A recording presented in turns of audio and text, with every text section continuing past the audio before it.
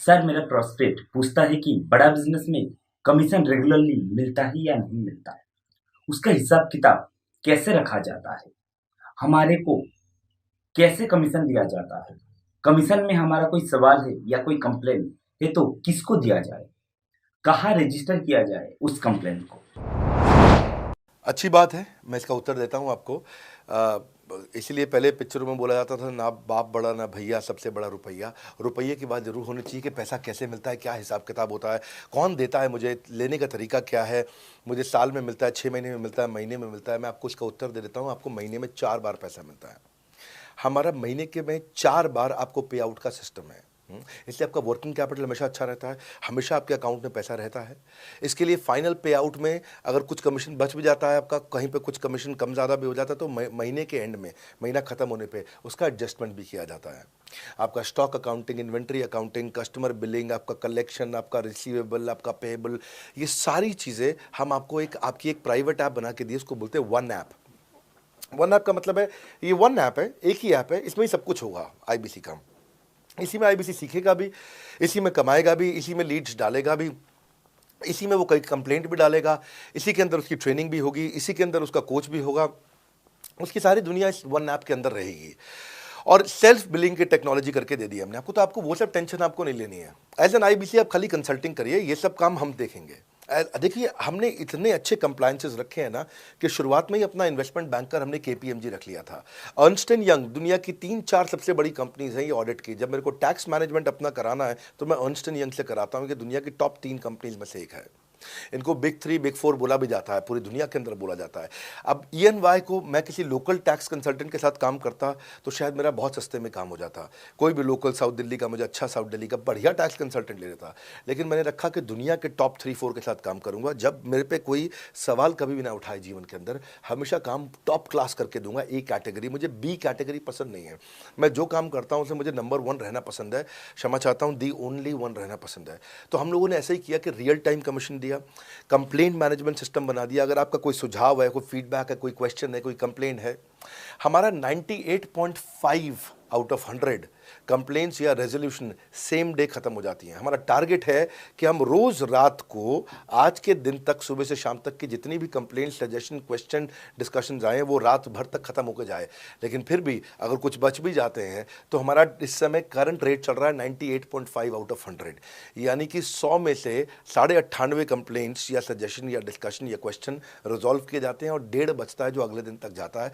वो भी इसलिए कई बार कि कोई रात को लेट हो जाती हैं कुछ, तो हम तारीख बदलने से पहले, 12 बजने से पहले पहले से ख़त्म करना होता है। फिर भी बावजूद इसके अगर कोई तकलीफ रह जाती है तो हमने एक ई क्यूब लॉन्च किया है। ई क्यूब क्या होता है? Empathetic execution of exception. आप ऐसे समझिए कि सारी कंप्लेंट्स तो रिजॉल्व हो जाती हैं, पर कोई अजीब सी ऐसी नई कंप्लेंट आ गई जो हमारी किसी पॉलिसी में ही नहीं है। आज तक हमारी 742 पॉलिसीज बन चुकी हैं, 742 प्रोसेस डॉक्यूमेंट बन चुके हैं।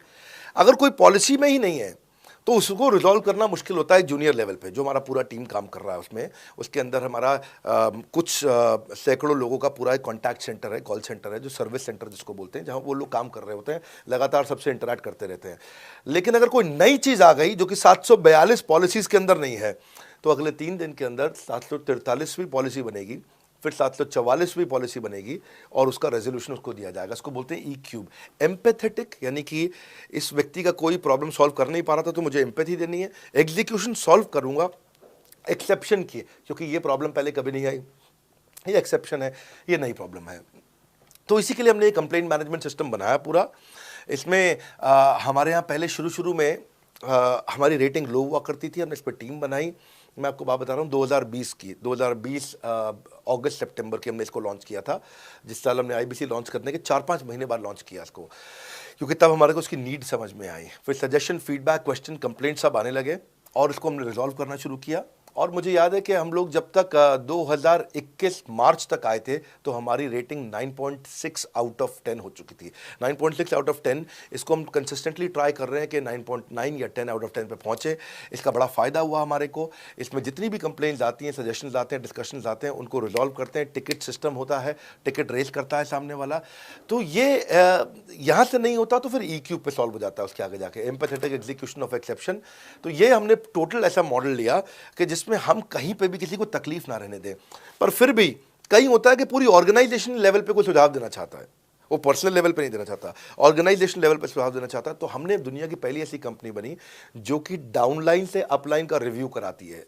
मैं साधारण भाषा में बता रहा हूँ आपको। इसका अर्थ क्या हुआ, सारे आईबीसी देश के बैठते हैं, 10,000 आईबीसी बैठते हैं और हमारी टॉप मैनेजमेंट बैठती है महीने में एक दिन। और महीने में एक दिन हम लोग बैठते हैं। इसको हम लोग हर महीने के पहले इतवार को करते हैं इस मीटिंग को, first Sunday off every month. ये सुबह 11 से एक मीटिंग चलती है, 2 घंटे के लिए एक्सटेंड हो जाती है, 3 घंटा जाती है।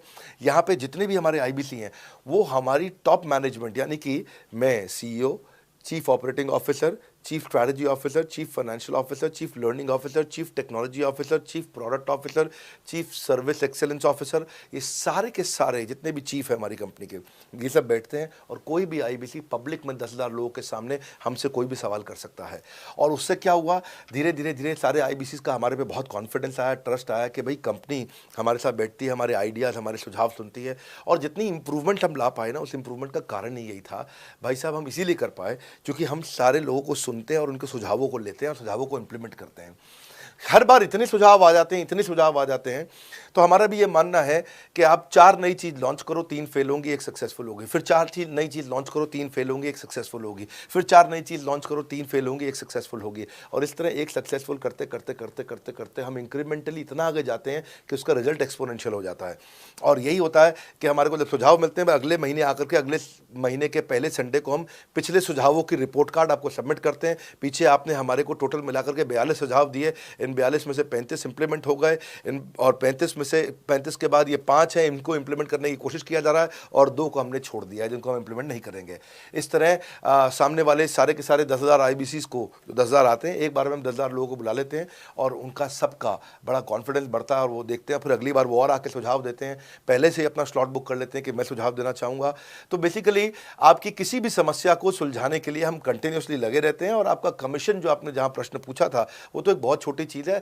आईबीसी का कमीशन तो छोड़िए, हम अपने एम्प्लॉयज़ भी हैं, आज तक कभी भी उनकी तनख्वाह 30 तारीख से लेट नहीं हुई है। अगर 30 का महीना तो 30 को तनख्वाह मिलेगी, 31 का महीना तो 31 की दोपहर को तनख्वाह मिल जाएगी। अगर ये फरवरी का महीना 28 का है तो 28 की दोपहर को मिल जाएगी। अगर 28 को संडे है तो 27 को मिल जाएगी। 27 को अगर फोर्थ सैटरडे है तो आपको 26 को तनख्वाह मिल जाएगी। तनख्वाह भी हम कभी लेट नहीं होने देते, पेमेंट भी हम कभी लेट नहीं होने देते। ये हमारी कंपनी में एक कमिटमेंट